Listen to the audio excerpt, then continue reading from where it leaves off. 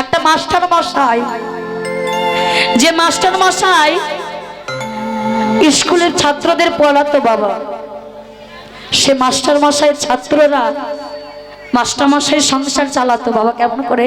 কেউ এক মুঠো চাল আনতো, কেউ ডাল আনতো, কেউ শাকসবজি দিত, এমন করে মাস্টার মশাই সংসারটা চলত। বড় অভাবে সংসার ছিল এই মাস্টার মশাইয়ের মা।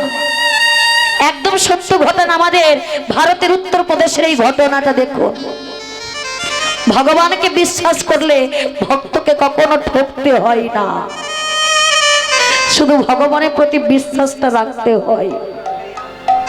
এই মাস্টার মশাই ছাত্ররা যখন ভগবান বাবা, ছাত্ররা নিজে করে মাস্টারের সংসারটা চালাতো, পড়তে আসতো, তারা সঙ্গে করে চাল নিয়ে আসতো, ডাল নিয়ে আসতো ওই মাস্টার ও মাস্টারের গিন্নির সেবার জন্য। তাজ আমার এমন করে যখন ওই মাস্টারের সংসার চলতো, আজ হয়ে গেল দেখুন ভগবানের কেমন লীলা। কোন ছাত্র মাস্টারের জন্য কিছু নিয়ে আসে, ঘরেও কিছু নেই, মাস্টারের গিন্নি বলছে স্বামী ঘরে তো কিছু নেই, কি রান্না করব, কি বা তোমাকে সেবা দেব। বলছে যেই না গিন্নি চিৎকার করতে লাগলে ঘরে নেই, কি রান্না করবো। দেখবেন মায়েরা বাবারা যদি কিছু জোগাড় করতে না পারে, মায়েরা আমার বাবাদের উপরে রাগারাগিটা করে, সমস্ত রাগটা বাবাদের উপরে সংসারে দিতে। তো বাবা কি করলেন, বাড়িতে থাকলে গিন্নি এত চিৎকার করবে চিৎকার করবে, তাই মাস্টার মশাই কি করলেন, স্কুলে চলে গেলেন।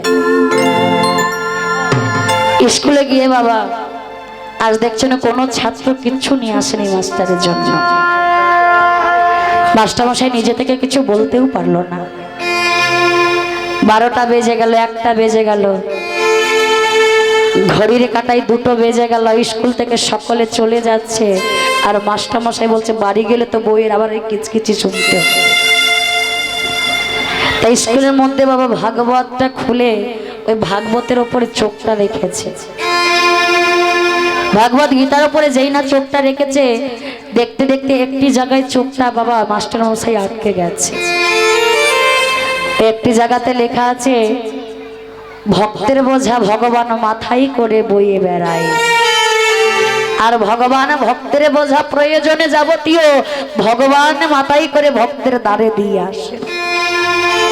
বারবার করে যখন ওই জায়গাটায় চোখটা দাঁড়িয়ে গেছে, ওই কলমের কালিটা দাগ দিয়ে টানছে।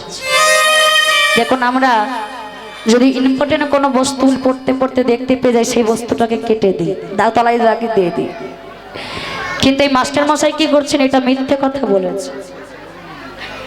ভগবানের প্রতি আমার বিশ্বাস আছে, কিন্তু এই জায়গাটায় ভাগবতে মিথ্যে কথা লেখা আছে, যে ভক্তের বিপদের সময় ভগবান মাথায় করে বোঝা দিয়ে যায়, বিপদ থেকে রক্ষা করে, এটা ভুল লেখা আছে। এই কথাটা কালো কলম দিয়ে বাবা ওই মাস্টার মশাই কেটে দিচ্ছে।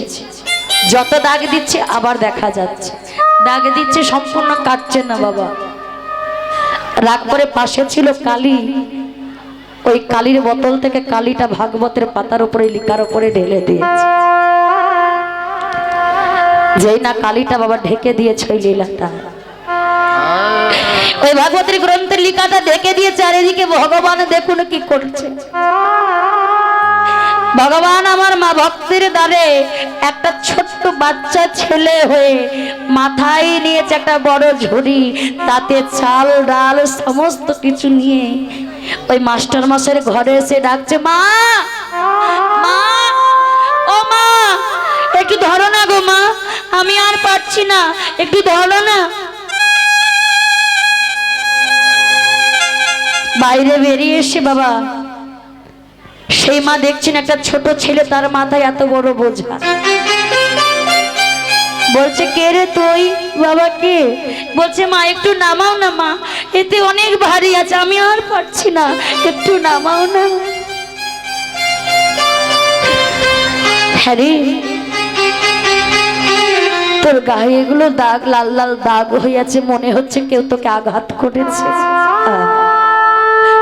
জানো মা, আজ মাস্টার মশাই আমাকে অনেক মেরেছে, মাস্টারমশাইয়ের কথা আমায় অনেক আঘাত করেছে। মাস্টারমশাই দেখো মা, দেখো আমার অঙ্গটা দেখো, চারিদিকে দাগ লাল হয়ে আছে। মাস্টারমশাই আমায় অনেক কষ্ট দিয়েছে। আর শুধু তা নয়, দেখো আমার মুখটা দেখো, আমার মুখে মাস্টারমশাই কালি ঢেলে দিয়েছে। বুড়ো বয়সে এই মানুষটার কি ভেমরতি হলো? এই বাচ্চা ছেলেটার মাথায় এত বোঝা দিয়েছে, ওই বোঝা আনতে পারবে না বলে ছেলেটাকে এত মেরেছে, তার উপরে আবার কালি ঢেলে দিয়েছে। বাবা তুই একটু বস বাবা, আমি জানি তোর খিদে পেয়ে গেছে, একটু তোর জন্য আগে রান্না করে দি, তুই একটু খেয়ে যাস। না মা না, আমার যেতে দেরি হলে মাস্টারমশাই আবার আমাকে ভোগবে, মারবে। আমি বলছি তো বাবা, তোকে মারবে না। না বাবা, মাস্টারমশাই আবার আমায় আঘাত করবে, আমি চলে যাই। খোকা চলে যাবি? তাহলে একটু দাঁড়া, তোর মুখে যে কালি লেগে আছে, তোর মুখের কালিটা আমি ধুইয়ে দিই। মামার এক ঘটে জলে নিয়ে ওই ছোট্ট ভগবান যে বাচ্চার রূপ ধারণ করে এসেছে, ভগবানের কালিগুলো মুখ থেকে বাবা ওই মা ধুইয়ে দিচ্ছে। ওই মাস্টারের স্ত্রী যখন মুখ থেকে ভগবানের কালিগুলো ধুইয়ে দিচ্ছে, যখন ওই ছোট্ট ছেলেটা ছুটতে ছুটতে ভয়ে পালিয়ে গেল, আর এদিকে সেই মাস্টার মশাই ভয়ে ভয়ে বাড়ি ফিরছে, আর সংসার চালানোর মতো ঘরে কিচ্ছু নেই, বাড়ি গেলে বউটা আবার চিৎকার করবে, তাই ভয়ে ভয়ে যাই না ঘরে ঢুকেছে। ঘরে ঢোকার সাথে সাথে ওই মাস্টারের স্ত্রী চিৎকার করলে বলছে, এই যে তোমার কি বুড়ো বয়সে ভীমরতি হয়েছে? অতটুকু ছেলে, তার মাথায় এত ভারী বোঝা চাপিয়ে দিয়েছো, আর আনতে পারবে না বলে তার এত মেরেছো, আর মুখে কালি ঢেলে দিয়েছো। মাস্টার মশাই কিছু বুঝতে পারছে না। বাবা কি বলছো তুমি? তোমার কথা আমি কিছু বুঝতে পারছি না। হ্যাঁ, এখন তো বুঝতে পারবে না, যত বয়স হচ্ছে দিন দিন তুমি কেমন একটা হয়ে গেছো। আচ্ছা, অতটুকু ছেলের মাথায় কত বোঝা চাপায়? গিন্নি তুমি কি বলছো? আমি কিচ্ছু বুঝতে পারছি না।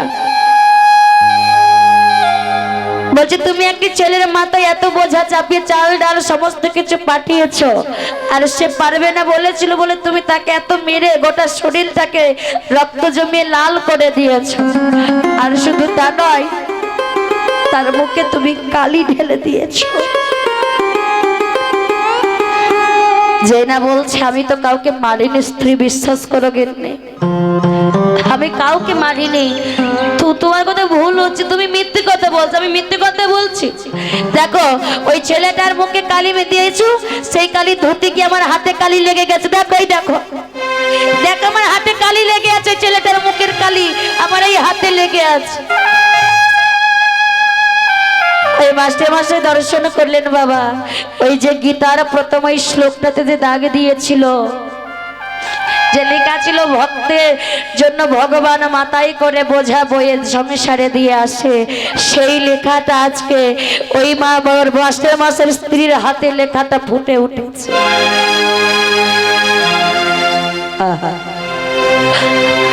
মাস্টার মশাই বুঝতে পারলো বাবা যে ভাগবতে কখনো মিথ্যে কথা লেখা থাকে না।